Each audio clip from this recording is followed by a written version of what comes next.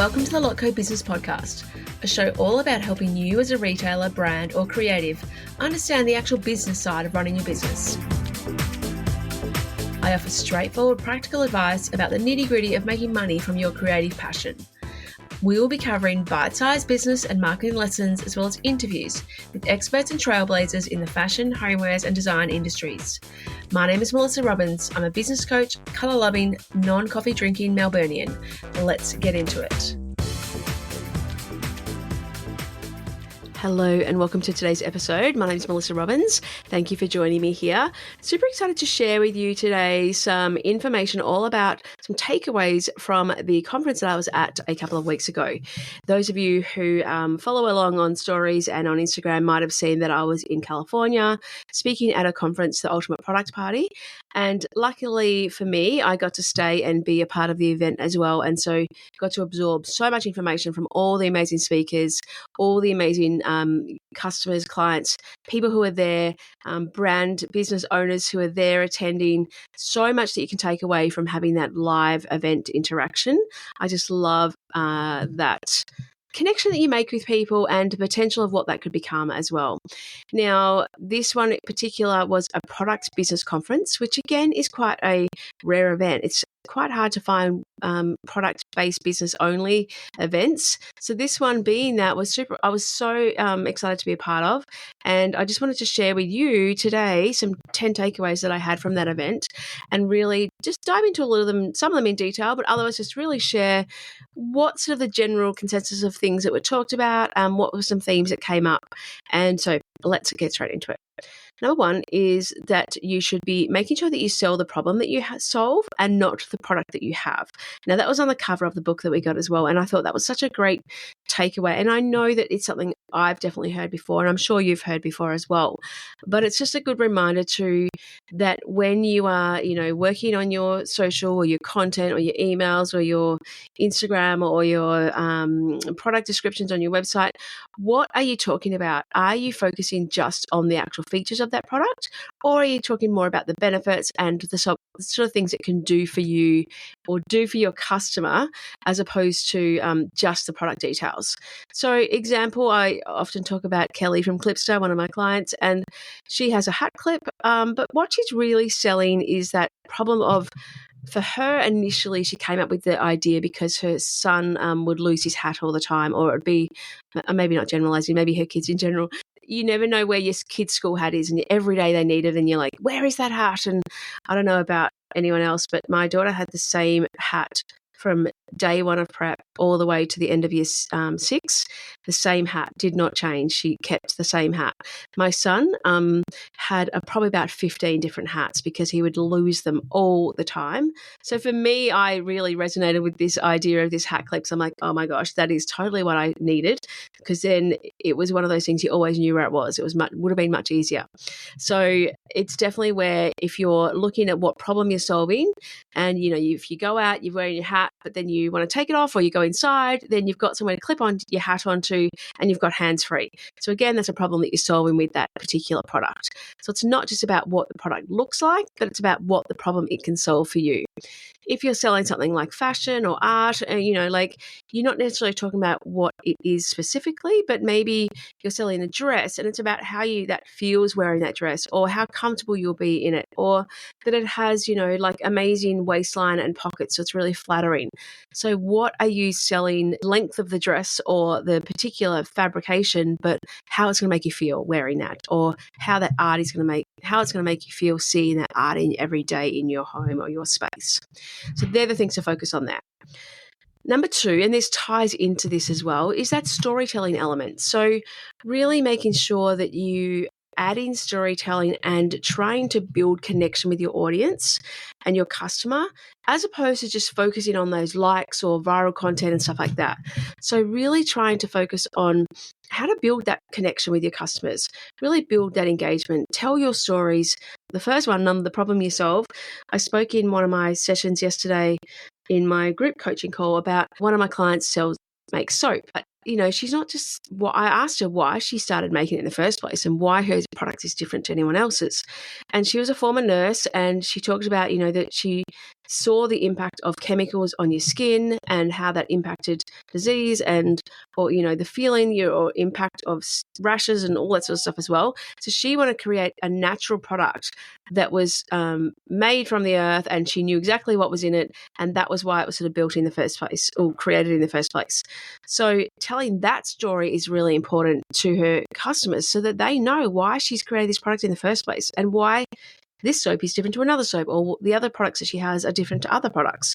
So it's not just about the actual product that she's selling, but why behind it and the connection between, her previous past and history and why she does what she does now. So that's a really important thing to bring into your content, your emails, your product descriptions, all that sort of stuff as well. Number 3 is a TikTok. So lots of you might already be on TikTok, or lots of you might have it as your main content that you create and the main social media that you use. But even if you are using it now, you might not be using the TikTok shop. So that is one of the things that someone talked on, and it was a really great conversation actually. And I would love to get lots of the people who I had speakers at the event, I'll get on the podcast as special guests, because lots of them had amazing specialized information that they could share. But the TikTok shop is one that has a potential that TikTok is pushing this, and it is got amazing for potential to, even if you don't have a large audience, there's creators out there creating, user generated content for you, and they are actually sending the products as well, dispatching for you. So if you've got a product that you think could work at scale or could work to do, get out to a lot more people in a huge audience, that would be amazing. Definitely have a look at how you can use TikTok shop in your business, or, touch base with me and ask me who I could forward you some information on who to talk to about that too. Now, number 4 is AI. Now, we all have heard about AI and all have probably started hopefully using it in your business as well. But how do you use it in a way it's saving you time? So really what the focus was there was making sure that you analyze, what are the things that you don't like doing? What are the things that take you a lot of time, that suck your time and, drain you? How can you use AI to help you in those instances? How can you, and ideally you would be paying for that next level or that paid option, because you get a much better output, because you get if you work on your input, you get a much better output as well from ChatGPT, or the other one, Gemini, they talked about has, it takes information from different places. So that was quite interesting as well. But definitely using AI as more as your intern, not as a VA. So you can't expect AI to do everything for you, but how can you use it to save a bit of time, do a few tasks for you that you don't like to do, or that you do repetitively, and it can make it a lot faster by using it as well. So lots of things have AI integrated into them now, like say Google Chrome, and lots of different apps or websites have it integrated. So how can you start using that in a different way as well? All right, number 5 is that buyers want to buy from confident people. How can you speak with confidence? Do you need to work on your voice training? Do you need to work on your posture? Do you need to work on the words and the copy that you use in your language, in your website, on your emails, in your social media captions and stuff like that? Buyers want to know that you'll back yourself, that you own your product, that you know how good it is, and that you want to share it with more people. You know that you're the best retail store in town. You know that you've got the best gift wrapping. Like, own it. And how can you do that if you don't already have that confidence? What can you do to work on that and focus on that? Because it really does make a difference when you're owning what you're putting out there, and you're confident in talking about it, and you're confident in sharing it with more people.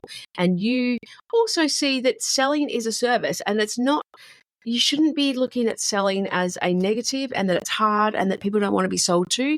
People want storytelling, and definitely they want to know about, how it can transform their life, not just selling the product as we talked about, but work on how you can be confident in what you put out there and what you share about your product as well. Number 6 is about website and your product pages. So a couple of things here just to make sure that you're converting as high as possible. I've talked about this in my, I have a full program on 5 days to boost your conversion rate, because that is definitely something that I know a lot of people need to work on. But with your product page, definitely have at least five photos. So five, lifestyle, a product shot, have the product in use, different angles or length or show scale as well. And then potentially an infographic showing, like the features and benefits of the actual product on the photo as well. So minimum 5 photos, and definitely lifestyle and scale within that as well. And show me the different, up against something else or with a person in it so I can see scale and stuff like that too. It really makes a big difference. Have a call to action in your description. So at the bottom of your product description, get your keychain today, be the bad bitch that you are, no time like the present, go grab it today. Like, for example, there's just a few examples that we talked about in the session. So what can you say there to really have that call to action in your description? People need reminders to purchase. And then also reviews. Make sure you have reviews. If you don't have reviews for each product, make sure you've got them on your homepage, but ideally you'd have them per product and you'd ask for them as well. Hello, lovely. If you're looking for a way to grow your product business without relying on Facebook ads or posting daily on social media, then I invite you to register for my free masterclass. This is happening very, very soon, and inside of this masterclass, I'm sharing the strategy behind building a profitable product-based business so you can attract consistent customers and scale to 6 figures and beyond. I also emphasize how to create a sustainable long-term business, which is such an important factor for me. I'm so excited to be teaching this masterclass soon, so make sure you go and register for your free spot by heading to the link in the show notes below. Number 7 is, this was a time-saving little hack, and I love this one because we all know we probably all spend too much time on our phones. And so having different pages on your phone, so you've got a personal page and you've got a business page. So maybe you separate like the apps that you use for your business more often and put them on a particular page on your phone, whether it's a second page or third page or something like that. And when you've got a personal page as well. So you're really separating out the things that you're not just randomly scrolling because it's harder to find, if that makes sense. I'm sure you can still do it, but just having those automations so that you're not automatically going to the same things if it's personal time and stuff like that. Having time trackers, so making sure that you have time trackers on your phone and on your widgets and stuff on your phone, and really editing your dashboard essentially of your phone to have the things to save you time. So for me, for example, I look at my calendar a lot. How I should be adding a widget onto my phone so it sort of shows exactly what's going to happen that day without me having to go into the app, if that makes sense. Having some text shortcuts, and I do this already, but having things like your keyboard, instead of me typing out my email, I just press TTT and that will come up with hello@thelotco.com.au, because it's just an easier way for me to do it instead of typing it every time. For my personal email, I just put GM and it comes up with my whole email. So I don't know why I picked those particular letters, but that's what I did. It's not even what my email is. But having some text shortcuts. What do you do all the time? Saving you time. Definitely have some little widgets on your homepage of your phone and try and separate out those business and, pleasure things as well. All right. Number 8 is to spend equal time on attracting your audience and nurturing your audience and the retention of your audience. Now, this was a big one that I really wanted to dive into a little bit more, because so many people spend, either money or time attracting people on using the social to find new people to buy from you, new customers, and get in front of new people, but they don't spend enough time with that retention and really nurturing who their customer is, using email marketing, building a community, having some content out there that's really about servicing and, sharing what your audience loves. So spending too much time on just the attraction, not enough on the nurturing. So having that equal amount of time, and have a little think about what you do in your marketing. How much time do you spend trying to attract? And then how much time do you spend nurturing? So trying to balance out and, retaining those customers as opposed to just trying to get new ones all the time. And servicing the customers you have and really understanding who they are, knowing who your best 20 customers are, knowing who your best, looking at your data, checking out how many times someone's ordered with you. Maybe someone's come out to their 20th order with you. Like, send them an amazing celebratory gift with that too, because that's pretty awesome. So what can you do to retain and nurture the current customers you have if you're not spending enough equal amount of time on both as well? Number 9 is adding customer experiences to retail and also e-com if you do this as well. But people are way more likely to spend money, enjoy paying for an experience than just a product. And this comes into play, say, for example, if you you might customize a jewelry, you might customize a hat, you might customize certain things. So how can you add an customer experience to retail so that people will come along for the experience and not just for product? And this might include, if you have a physical retail store, having guest people come in to your store. And let's say you have someone come in and do tattooing. I don't know, I'm just making a random example here. Or you have someone come and do the, ear stacking on your piercing. So what could you have that was an experience that you could add into your store? And if you have a online store, what could you do customized to add an experience to that event as well? So you've got something different, a point of difference. So people are more willing to pay for experience than just product. So how can you add that element into your business as well? And then number 10, hiring, how to hire people. This was a good one. And again, these people spoke for, between 30 minutes to an hour each. I'm just giving you tiny little snippets of some takeaways that I had. But this one was good in terms of having people come in, when you're hiring, adding elements of tests throughout the process so that you're able then to filter your applicants a little bit more. So for example, you might have, an ad go out into a number of places, but then once you filter it out and you've got, let's say, 30 people that you're interested in, send them something that says, great, this is the next step. Send me an email with this in the subject line and give me a 2-minute video of you telling me, I don't know, a little bit about yourself or telling me what you would change on my website. Something like that. So giving them a little test at that starting point to filter people out, because you're definitely going to get people who are just not even going to do it. They're going to just not read instructions or understand the instructions at all. So it helps you filter them out as well. And then you might get some great feedback and really get some personality in there too.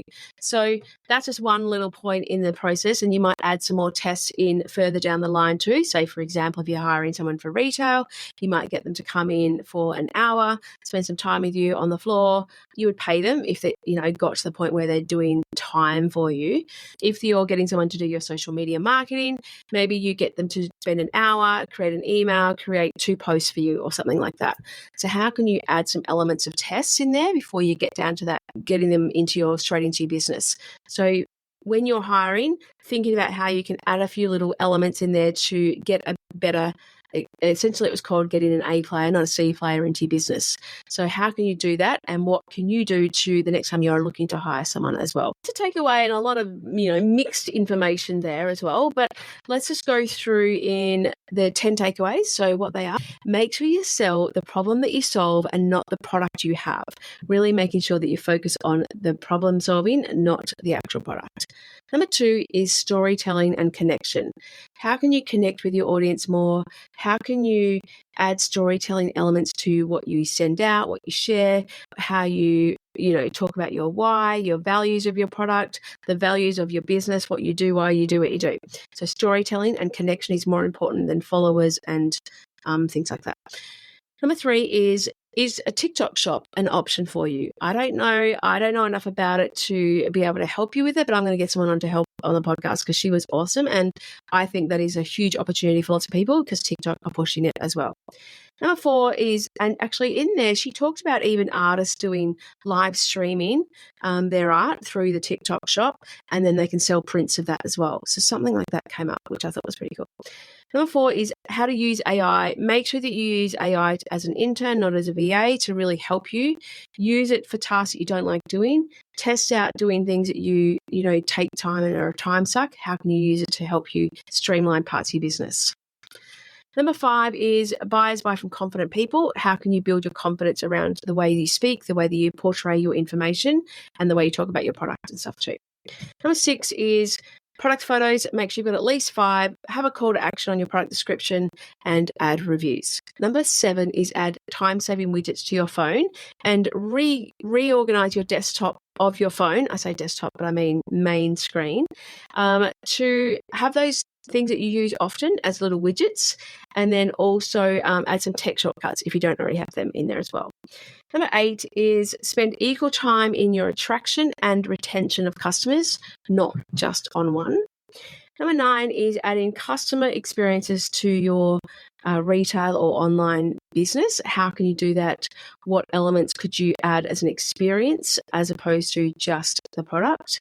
And number 10 is hiring. So adding little tests into your hiring process to get you A players and not C players in your business. So that is 10 little takeaways from the conference that I was at. And obviously going to in-person conferences, it might be one person that you meet. It might be one conversation that you have.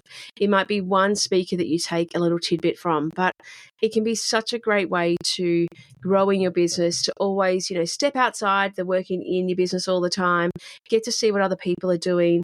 I love that experience of having that having the product-based business specialized program conference, because that's not often that it actually comes together, and having everyone there having their own business, you're in the same boat, you understand how everyone feels, you really get to connect and build community with people, and get to talk about things that are going on in their business, and maybe they're 1 year ahead of you, maybe they're 10, but you always get some takeaways from that as well, which can be great. Hope that you've enjoyed this solo episode this time. I know I've had quite a few guest ones in a row.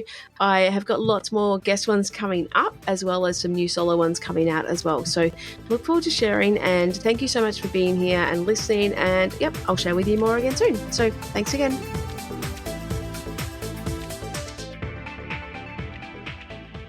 Thank you so much for listening to the Lotco Business Podcast. If you enjoyed this episode, please make sure you subscribe to receive future episodes as they are released. And I'd be so grateful for a review on Apple Podcast. If you would like a copy of the show notes or any of the links mentioned today, please jump onto my website at thelotco.com.au/podcast. Have an amazing week, and I look forward to chatting to you again soon.